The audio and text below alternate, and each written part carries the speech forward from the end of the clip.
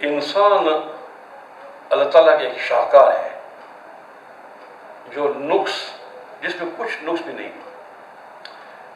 انسان جب بیمار ہوتا ہے تو اس کی 4 ممکنہ وجوہات ہو سکتی ہیں. ایک یہ ہے کہ ہو سکتا ہے اس کے کسی عمل کا نتیجہ ہو، یعنی اس کی سزا ہو.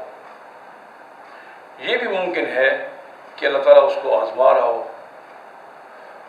اور یہ بھی ہو سکتا ہے کہ جس معالج کے پاس وہ علاج کے لیے جانے کا سوچتا ہے اس کا رزق اور نصیب اس کے ساتھ منسلک ہو. اور چوتھی بات یہ ہے کہ ہو سکتا ہے اللہ تعالیٰ اس کی صبر برداشت کو آزما رہا ہو.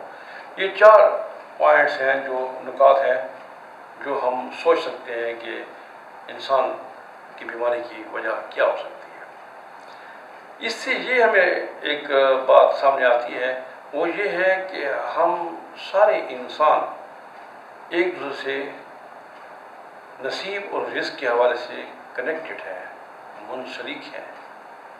ایک کا نصیب دوسرے کے نصیب کے ساتھ، اور اس طرح سارے ایک دوسرے سے بالواسطہ یا بلا واسطہ کہیں نہ کہیں منسلک ہیں یا منحصر ہیں.